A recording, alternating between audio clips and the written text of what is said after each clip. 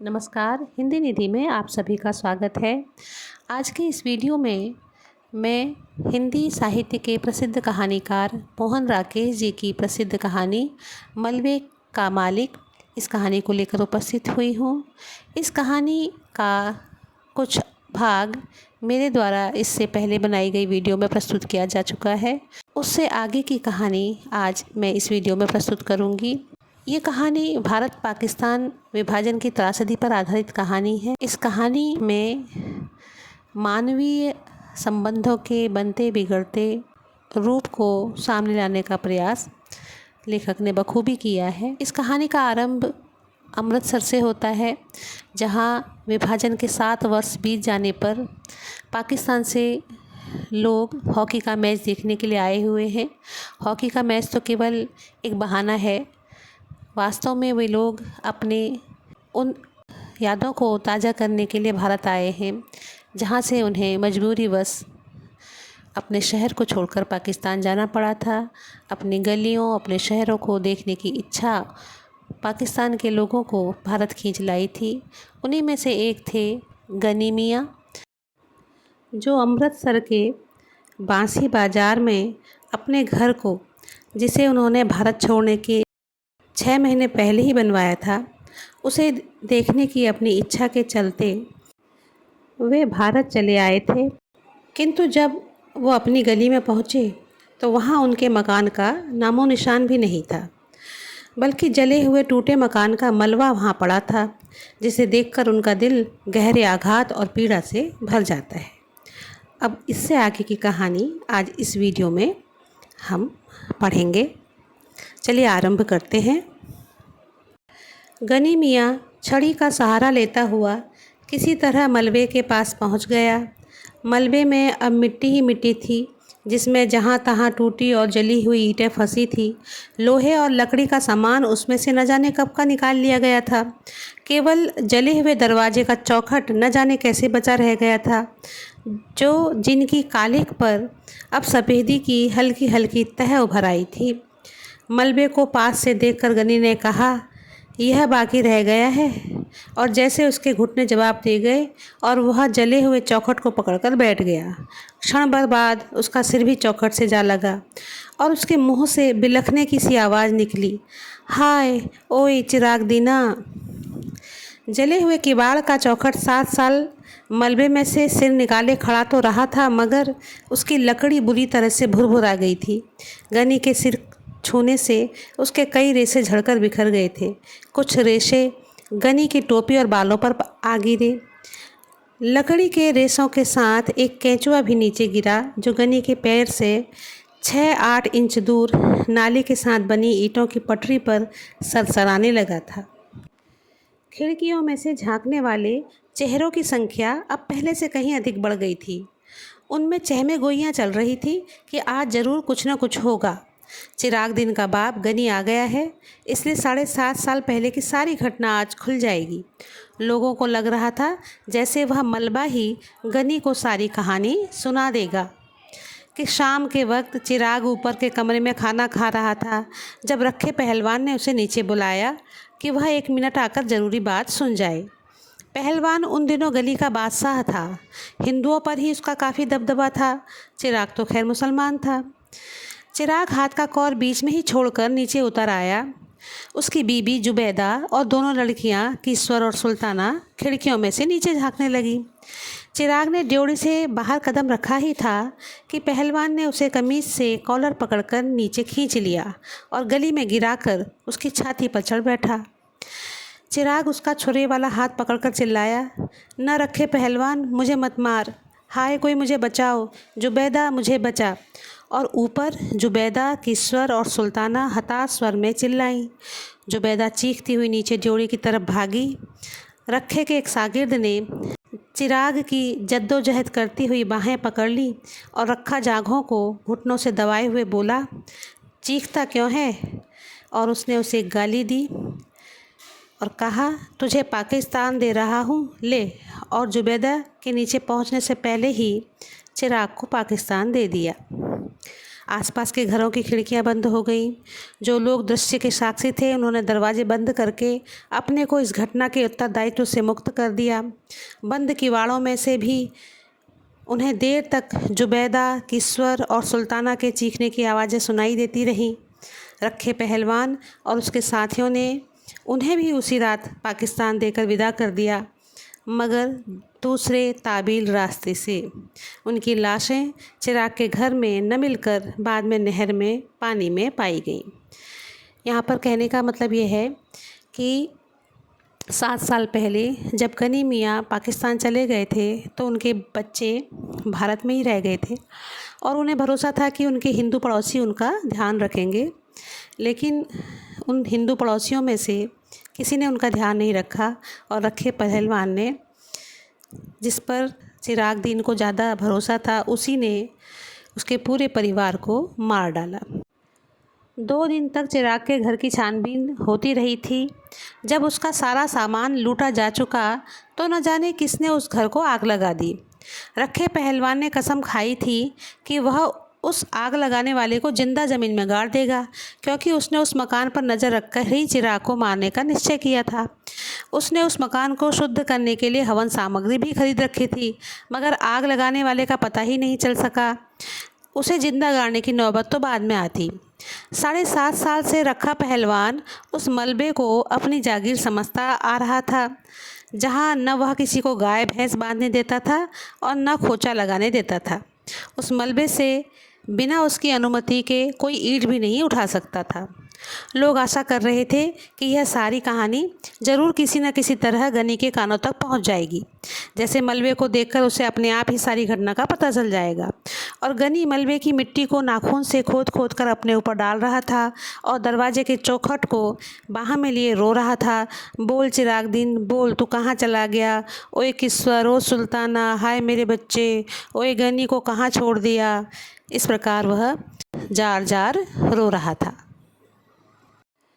उधर पीपल के पेड़ के नीचे सोए हुए रखे पहलवान को न जाने किसी ने जगा दिया या वह खुद ही जाग गया।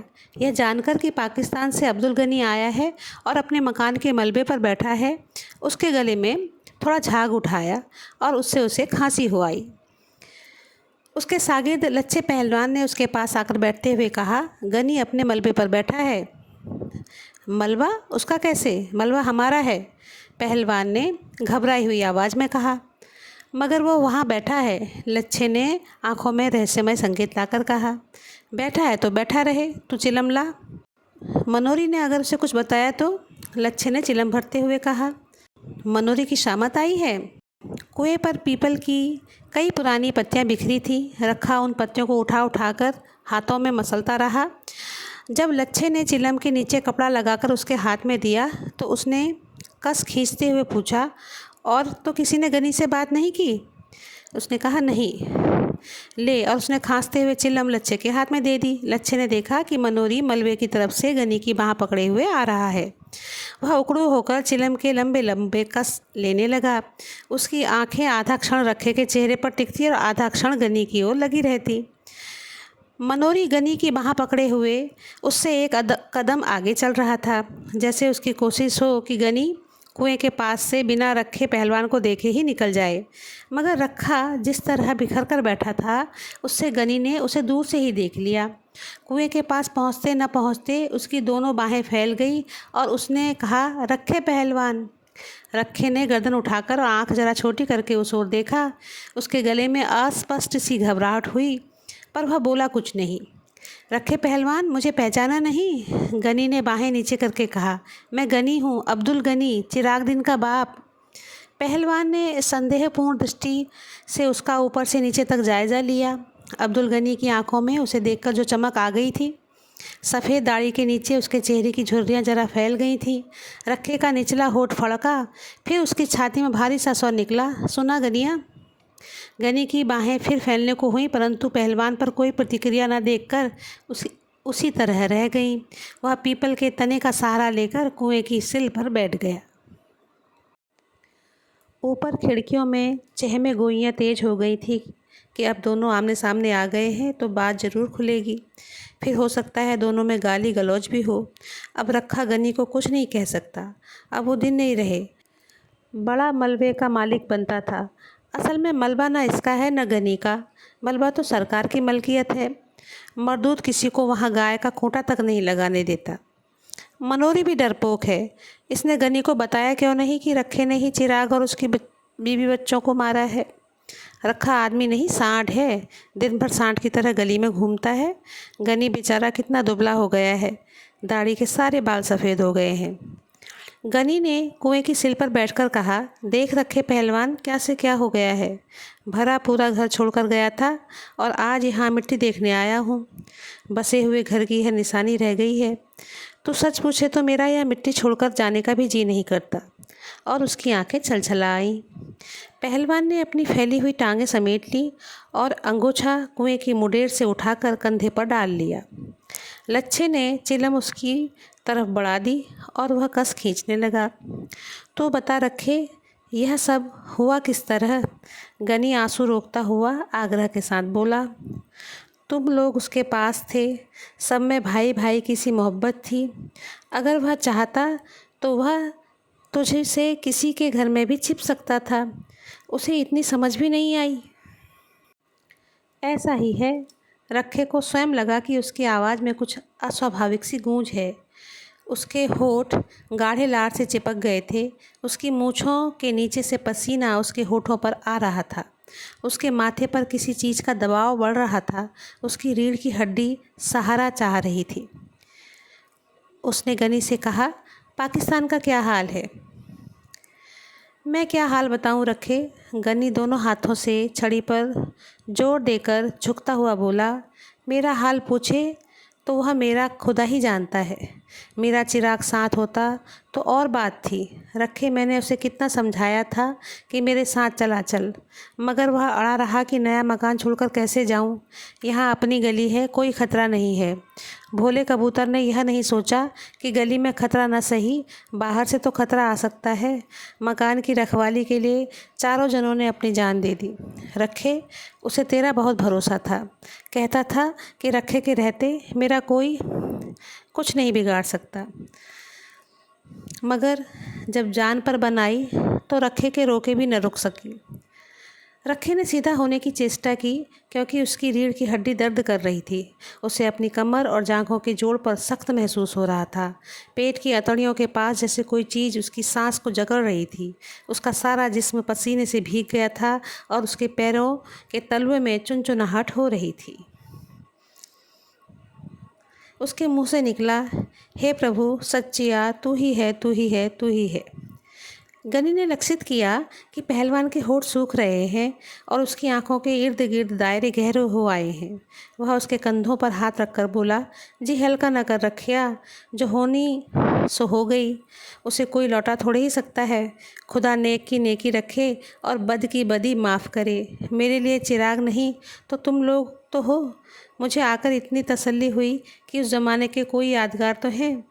मैंने तुमको देख लिया तो चिराग को देख लिया।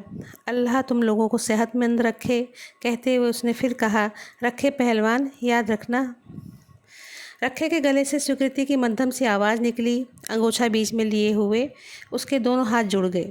गनी गली के वातावरण को हसरत भरी नज़र से देखता हुआ धीरे धीरे गली से बाहर चला गया। ऊपर खिड़कियों में थोड़ी चहमे गोइयाँ चलती रहीं कि मनोरी ने गली के बाहर निकलकर जरूर गनी को सब कुछ बता दिया होगा। गनी के सामने रखे का ताल्लुक किस तरह से खुश्क हो गया था। रखा अब किस मुंह से लोगों को मलबे पर गाय बांधने से रोकेगा। बेचारी जुबैदा कितनी अच्छी थी, कभी किसी से मंदा बोल नहीं बोलती थी। रखे मरदूत का न घर न घाट, इसे किस माँ बहन का लिहाज था। और थोड़ी देर में स्त्रियां घरों से गली में उतर आईं। बच्चे गली में गुल्ली डंडा खेलने लगे और 12-13 वर्ष की लड़कियां किसी बात पर एक दूसरे से गुत्थम गुत्था हो गई। रखा गहरी शाम तक कुएं पर बैठा खखारता और चिलम फूंकता रहा। कई लोगों ने वहां से गुजरते हुए उससे पूछा, रखे सा, सुना है आज गली पाकिस्तान से आया था। हाँ आया था, रखे ने हर बार एक ही उत्तर दिया। फिर कुछ नहीं, चला गया। रात होने पर रखा रोज की तरह गली के बाहर बाईं ओर की दुकान पर तख्ते पर आकर बैठ गया। रोज़ अक्सर वह रास्ते से गुजरने वाले परिचित लोगों को आवाज़ देकर बुला लेता था और नन्हे सट्टे के गुर और सेहत के नुस्खे बताया करता था। मगर उस दिन वह लच्छे को अपनी वैष्णो देवी की उस यात्रा का विवरण सुनाता रहा जो उसने 15 साल पहले की थी। लच्छे को विदा करके वह गली में आया तो मलबे के पास लोकू पंडित की भैंस को खड़ी देखकर वो रोज़ की आदत के मुताबिक उसे धक्के दे देकर हटाने लगा और भैंस को हटाकर वह सुस्ताने के लिए मलबे की चौखट पर बैठ गया। गली उस समय बिल्कुल सुनसान थी। कमेटी की कोई बत्ती न होने से वहाँ शाम से ही अंधेरा हो जाता था। मलबे के नीचे नाली का पानी हल्की आवाज़ करता हुआ बह रहा था। रात की खामोशी के साथ मिली हुई कई तरह की हल्की हल्की आवाज़ें मलबे की मिट्टी में से निकल रही थी। एक भटका हुआ कौवा न जाने कहाँ से उड़कर लकड़ी की चौखट पर आ बैठा। उससे लकड़ी के रेशे इधर उधर छितरा गए। कौवे के वहाँ बैठते न बैठते मलबे के एक कोने में लेटा हुआ कुत्ता गुर्रा कर उठा और ज़ोर ज़ोर से भौंकने लगा। कौवा कुछ देर सहमा सा चौखट पर बैठा रहा, फिर वह पंख फड़फड़ाता हुआ उड़कर कुएं के पीपल पर चला गया। कौवे के उड़ जाने पर कुत्ता और नीचे उतर आया और पहलवान की ओर मुँह करके भौंकने लगा। पहलवान उसे हटाने के लिए भारी आवाज़ में बोला, दूर दूर दूर दूरे। मगर कुत्ता और पास आकर भौंकने लगा। पहलवान ने एक ढेला उठाकर कुत्ते की ओर फेंका। कुत्ता थोड़ा पीछे हट गया पर उसका भौंकना बंद नहीं हुआ। पहलवान मुँह की मुँह कुत्ते को माँ की गाली देकर वहाँ से उठ खड़ा हुआ और कुत्ता धीरे धीरे जाकर कुएं की ओर मुँह करके भौंकने लगा। काफ़ी देर भौंककर जब गली में उसे कोई प्राणी चलता फिरता दिखाई नहीं दिया तो वह एक बार कान झटक कर मलबे पर लौट आया और वहाँ कोने में बैठकर गुर्राने लगा। और यहीं पर यह कहानी समाप्त हो जाती है। वास्तव में मलबे का मालिक उस सामाजिक परिवेश की कहानी है जो देश विभाजन के परिणाम स्वरूप उत्पन्न स्थिति से हमारा साक्षात्कार कराती है। यह विडंबना ही कही जाएगी कि जिस घर के लालच में रखे पहलवान ने विश्वास का गला घोंटकर चिरागदीन व उसके परिवार की निर्मम हत्या की, वह मकान मलबे का ढेर होकर उसके हाथ लगा। और इस कहानी के अंत में जिस मलबे पर रखे अपना अधिकार समझता रहा, उस पर एक कुत्ते ने अपना अधिकार कर लिया। इस प्रकार यह कहानी टूटते बिखरते मानवीय मूल्यों का कारुणिक दृश्य हमारे समक्ष प्रस्तुत करती है। मैं आशा करती हूँ ये कहानी आपको पसंद आई होगी। अगर आपको ये वीडियो पसंद आए तो आप इसे लाइक, शेयर और सब्सक्राइब भी कर सकते हैं। धन्यवाद।